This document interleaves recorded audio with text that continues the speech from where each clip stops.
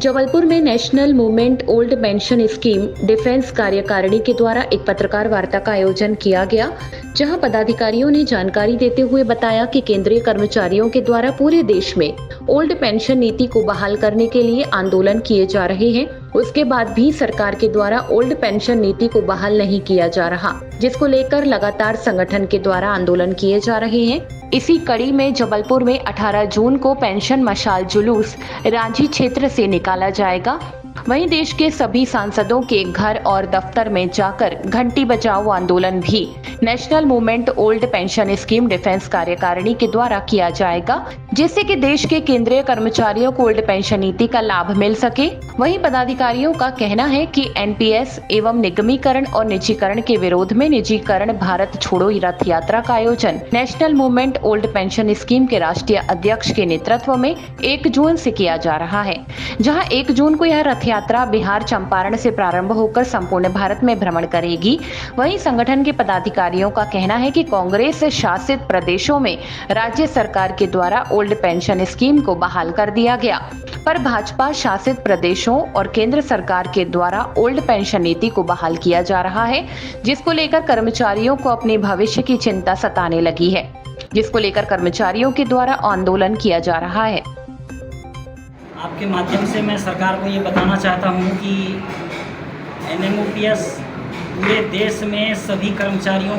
के लिए पुरानी पेंशन लागू करने की मांग करती है। इस सिलसिले में दिल्ली में एक राष्ट्रीय बैठक आयोजित की गई थी। उसमें यह निर्णय लिया गया था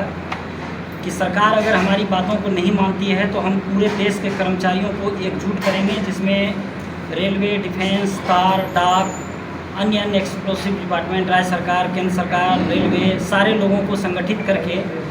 दिल्ली पर चढ़ाई की तैयारी है। इसके पूर्व हम लोगों ने एक तय किया है कि देश में जितने भी 545 सांसद हैं, 1 अगस्त से लेकर 15 अगस्त तक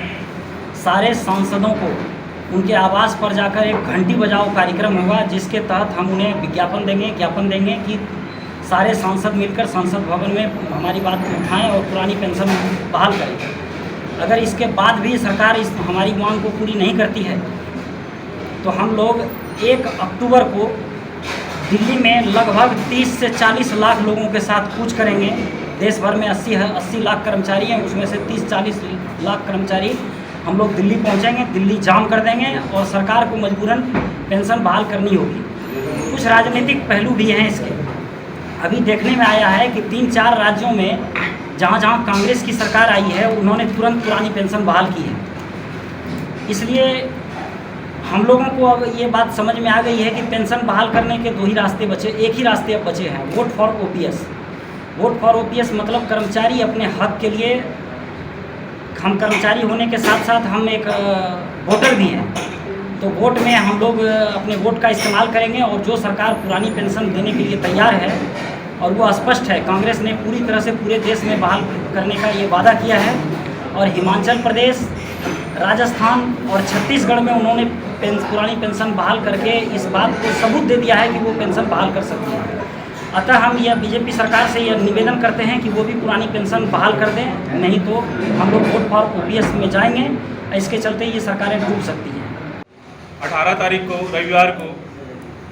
एमएनओपीएस के राष्ट्रीय बैनर के तले एक बहुत बड़ा विशाल मशाल जुलूस निकलने वाला है। वो मशाल जुलूस हमारे बड़े पत्थर से शुरू होकर पनहेरा पेट्रोल पंप तक जाएगा, जिसमें देश की रक्षा में लगे हुए डिफेंस के सारे फैक्ट्री के लोग, सीओडी के लोग, 506 के लोग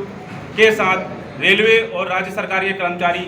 इसमें भाग ले रहे हैं। ये आंदोलन हमारे अंतिम चरण में चल रहा है, क्योंकि कार्यक्रम